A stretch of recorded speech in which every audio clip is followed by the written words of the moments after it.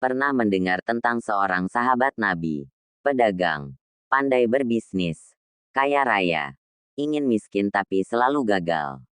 Dialah Abdurrahman bin Auf. Mengapa ia ingin jatuh miskin sementara yang lain berharap seperti dirinya yang banyak harta? Rasulullah Shallallahu Alaihi Wasallam pernah bersabda kepada Abdurrahman bin Auf, "Wahai Abdurrahman, kamu sekarang menjadi orang kaya dan kamu akan masuk surga dengan merangkak. Pinjamkanlah hartamu kepada Allah agar lancar kedua kakimu." Hari Al-Hakim dalam Al-Mustadrak. Abdurrahman bin Auf termasuk asabikunal awalun, yaitu orang-orang pertama yang masuk Islam. 10 sahabat Nabi yang dijamin masuk surga. Namun di antara para sahabat, ia yang terakhir memasuki surga. Meski sudah mendapat jaminan surga, ia berpikir bagaimana caranya supaya masuk surga tidak tertahan. Ada satu kisah yang sering diceritakan. Penduduk kota Madinah, yang terkenal dengan perkebunan kurmanya, akan segera melaksanakan panen kurma. Namun di saat yang sama Rasul bersama para sahabat akan berangkat ke daerah Tabuk untuk berperang. Tabuk yang jauh dan perjalanan pulang pergi pun memakan waktu yang lama. Tidak memungkinkan bagi sahabat untuk melaksanakan panen kurma. Sekembalinya, para sahabat terlihat kecewa karena kurma-kurmanya didapati telah busuk. Teringat dengan apa yang dikatakan Rasulullah, Abdurrahman bin Auf segera membeli semua kurma-kurma busuk tersebut dengan harga yang sama dengan kurma segar, dan para sahabat pun mengucap syukur bergembira. Dengan begitu, rencananya untuk menghabiskan uangnya lalu jatuh miskin pun dapat segera terjadi.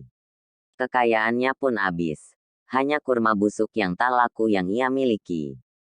Tak lama berselang, ada utusan dari kerajaan Yaman datang ke Madinah mengabarkan bahwa di Yaman sedang dilanda wabah penyakit dan obatnya adalah kurma busuk.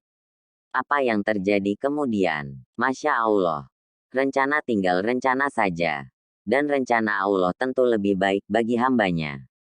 Sang utusan tersebut membeli semua kurma busuk tersebut dengan harga 10 kali lipat dari harga kurma biasa. Abdurrahman bin Auf pun kembali menjadi kaya raya. Prinsip berdagang Abdurrahman bin Auf. Aku melihat diriku kalau seandainya aku mengangkat sebuah batu, aku akan mendapatkan emas atau perak. Abdurrahman bin Auf. Itulah perkataan Abdurrahman bin Auf yang sering disebutkan.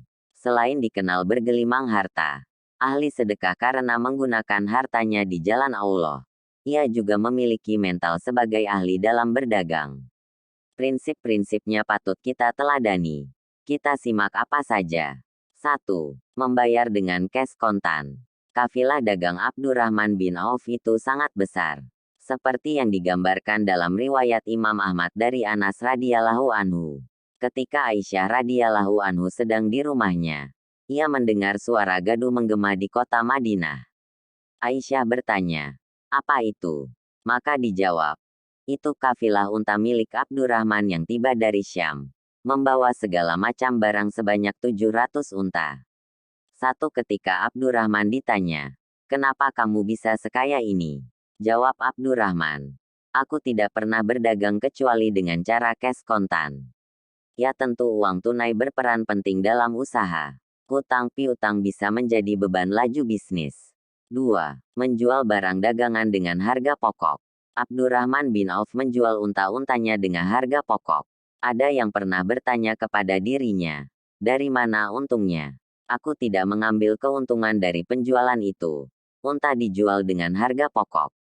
Aku mengambil untung dari tali pengikat unta," ucap Abdurrahman. Seandainya kita renungkan, Abdurrahman bin Auf hanya jual aksesoris. Meski ia bisa mendapat untung dari penjualan unta, namun ia memilih pengikat unta sebagai keuntungan walaupun sedikit. Tapi karena banyaknya pembeli unta yang datang kepadanya karena harga murah, otomatis tali pengikatnya juga banyak laku terjual. 3. Memiliki mental tekad yang kuat. Abdurrahman bin Auf saat berhijrah ke Madinah, ia tidak memiliki harta. Nabi mempersaudarakannya dengan Sa'ad bin Rabi, sahabat Nabi yang juga kaya di kota itu. Sa'ad dengan sukacita ingin berbagi dengan Abdurrahman bin Auf. "Semoga Allah memberkahimu dalam keluarga dan hartamu," jawab Abdurrahman setelah menerima tawaran.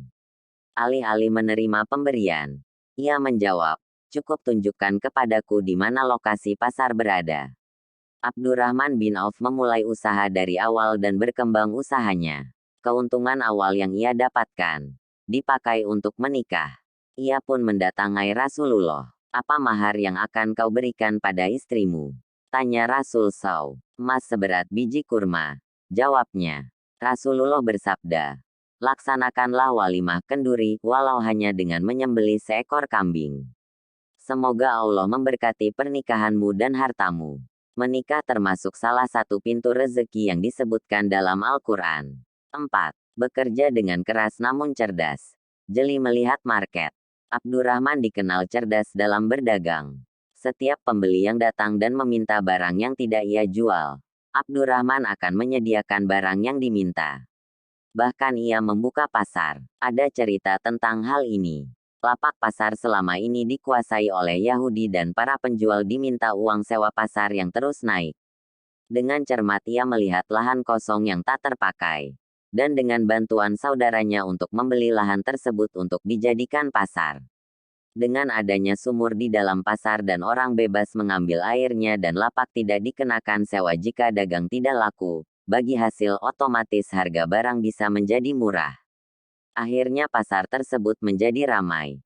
Dan ini pun menciptakan lapangan kerja baru. Abdurrahman dikenal juga sebagai pemasok minyak samin dan keju dari wilayah lain. Hal ini bisa diartikan ia mengetahui alur perputaran barang dari mana saja. 5. Bersedekah dan bersyukur walau keuntungan sedikit. Siapa yang tidak mau banyak untungnya dalam berdagang? Tapi ada kalanya dagangan kita pun mendapatkan untung yang sedikit. Hal yang mungkin sering kita lupakan adalah bersyukur dan bersedekah di saat mengalami kesusahan. Padahal dua hal ini adalah jalan pintu rezeki yang sudah ditetapkan Allah dalam Al-Quran dari sekian banyak pintu rezeki. Seperti halnya kisah kurma busuk di atas. Yang ia lakukan merupakan tanda syukur karena memiliki harta dengan rajin bersedekah. Abdurrahman juga sering menyumbangkan kekayaannya saat akan berperang bersama Rasulullah. Balasan Allah berlipat-lipat. Sungguh luar biasa. 6. Jujur dan tidak menjual barang cacat. Pembeli pasti ingin barang yang berkualitas baik. Abdurrahman bin Auf dapat dipercaya karena ia tidak menjual barang yang cacat. Kalaupun ada barang yang cacat tentunya diberitahukan kepada pembeli.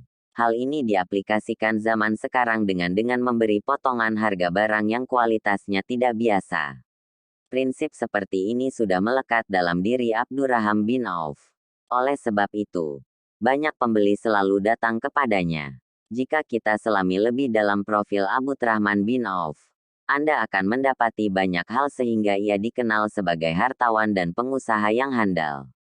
Ketika akan wafat, Abdurrahman menangis. Tangisannya bukan karena takut menghadapi kematian, melainkan karena ia wafat dalam keadaan kaya harta. Sesungguhnya, Mus'ab bin Umair lebih baik dariku. Ia meninggal di masa Rasulullah dan ia tidak memiliki apapun untuk dikafani. Hamzah bin Abdul Muthalib juga lebih baik dariku. Kami tidak mendapatkan kafan untuknya. Sesungguhnya, aku takut bila aku menjadi seseorang yang dipercepat kebaikannya di kehidupan dunia. Aku takut ditahan dari sahabat-sahabatku karena banyak hartaku. Tutur Abdurrahman. Ali bin Abi Thalib berkata dalam sambutannya ketika Abdurrahman bin Auf wafat, "Engkau telah mendapatkan kasih sayang Allah, dan engkau berhasil menundukkan kepalsuan dunia. Semoga Allah selalu merahmatimu." Sepertinya, apa yang dilakukan Abdurrahman bin Auf selalu mengarah kepada kebaikan baginya, di dunia maupun untuk bekal di akhirat. Kunci-kunci kebaikan itu seolah sudah melekat dalam dirinya. Kalaulah anak Adam lari dari rezekinya untuk menjalankan perintah Allah, sebagaimana ia lari dari kematian, niscaya rezekinya akan mengejarnya sebagaimana kematian itu akan mengejarnya. Hari Ibnu Hibban No. 1084. Semoga apa yang diceritakan di atas bisa menjadi bahan renungan sekaligus penyemangat kepada kita semua, terutama kita yang akan berusaha ataupun berdagang untuk mendapatkan rezeki yang baik dan halal.